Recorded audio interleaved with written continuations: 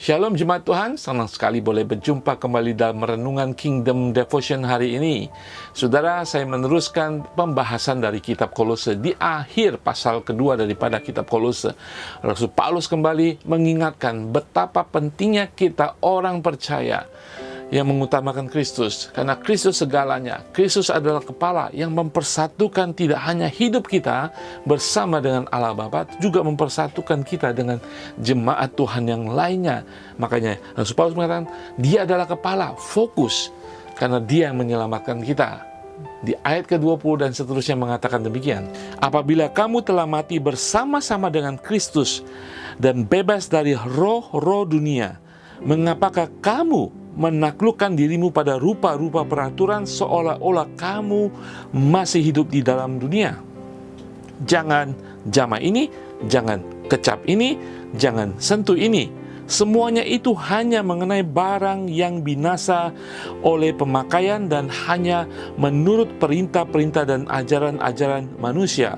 Peraturan-peraturan ini walaupun nampaknya penuh hikmat, dengan ibadah buatan sendiri seperti merendahkan diri, menyiksa diri, tidak ada gunanya selain untuk memuaskan hidup duniawi. Ayat 20-23 ini merupakan rangkuman daripada pasal kedua, di mana Rasul Paulus mengingatkan kembali untuk kita hidup hanya bagi Tuhan. Kita hanya melihat perkara-perkara yang di atas, yang terutama dalam Kristus. Saudara sekalian, Rasul Paulus mengingatkan kita yang sudah mati dan kemudian dibangkitkan di dalam Kristus, harusnya kita hidup di dalam Kristus menurut ajaran dan kebenaran Kristus semata-mata, karena itulah yang memiliki nilai-nilai kehidupan kekekalan. Dan kita diingatkan kita sudah berbeda, jangan hidup seperti dulu lagi, seperti manusia lama lagi.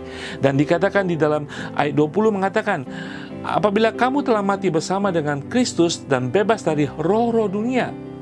Terjemahan dari bahasa lain daripada roh-roh dunia adalah ajaran-ajaran dunia yang palsu, yang tidak berguna. Saudara, dia tidak mengatakan bahwa ajaran dunia itu salah atau jalan sesat, tetapi tidak berguna bagi kita yang sudah di dalam Kristus. Karena ada yang lebih berguna, yaitu ajaran dan kebenaran di dalam firman Tuhan. Yang dimaksud oleh Rasul Paulus adalah seiring dengan kehidupan baru kita. Saudara, kita tahu bahwa kita orang Indonesia. Kadang-kadang kita membawa tradisi iman percaya kita pada kehidupan yang lalu. Ya saudara, kita tahu seluruh bangsa Indonesia pada zaman dulu masih menyembah berhala, ada tradisi, ada tabu, ada peraturan-peraturan dunia. Tradisi, ajaran, dan peraturan manusia itulah yang ingin dikatakan oleh Rasul Paulus, jangan hidup di sana lagi menurut roh-roh dunia atau ajaran-ajaran manusia lama kita. Harus ditinggalkan, saudara. Saudara sekalian, kalau kita tidak meninggalkan itu, ajaran, tradisi, dan aturan manusia itu akan mengikat kita kembali dan akan membuat kita tidak bisa maju di dalam roh kebenaran, roh Allah, ajaran Kristus yang ilahi. Saudara sekalian, di dalam Kolose bagian yang awal disebutkan demikian. 1 Kolose 13 mengatakan, ia telah melepaskan kita dari kuasa kegelapan dan memindahkan kita ke dalam kerajaan anaknya yang kekasih. Saudara, itulah kita sekarang diingatkan Rasul Paulus bahwa kita ini berbeda. Jangan kita ingin kembali ke dunia yang lama lagi, hidup di dalam dunia menurut roh-roh dunia. Saudara, aturan, tradisi, aturan manusia ada gunanya, tetapi tidak bermanfaat bagi kita yang sudah menjadi anak Tuhan. Kita tahu di dalam setiap suku bangsa ada tradisi, ada aturan manusia. Bahkan dalam gereja pun ada aturan tradisi. Tetapi harusnya segala sesuatu yang paling tinggi adalah aturan perintah, yaitu dari Kristus. Kenapa saudara? Rasul Paulus mengingatkan, kenapa kadang-kadang orang ciptaan baru, orang percaya suka kembali hal-hal seperti yang lama. Di dalam ayat ke-23 bagian B tadi mengingatkan, tidak ada gunanya selain untuk memuaskan hidup duniawi.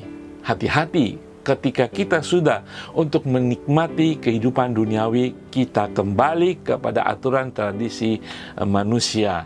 Saudara, Mari kita mengingatkan satu sama lain, kita berharga, kita hanya memandang perkara-perkara di atas yang Tuhan sudah sediakan bagi kita. Firman Tuhan, ajaran firman Tuhan, hikmat Tuhan, anugerah, kasih karunia dari Tuhan, itu sudah cukup melampaui segala aturan manusia.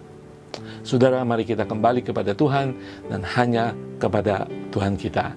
Saya akan berdoa bagi kita semua. Bapa di surga, apapun keadaan kehidupan iman kami Tuhan, firman Tuhan hari ini mengingatkan kami kembali bahwa kami yang sudah mati di dalam Kristus, hidup di dalam Kristus, tentunya kami harus hidup bagi Kristus, bukan hidup untuk menyenangkan diri kami, memakai alasan tradisi manusia, aturan manusia, tetapi kami hanya mengikuti aturan dan tradisi dan segala yang Kau perintahkan sesuai dengan firman-Mu.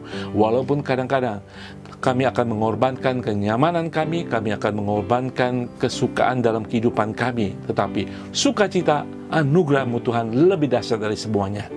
Kuatkan kami di dalam nama Tuhan Yesus. Haleluya. Amin. Saudara sekalian, mari kita tetap pegang teguh firman Tuhan, dan kemuliaan hanya bagi Tuhan dan dinyatakan dalam kehidupan kita. Tuhan Yesus berkati.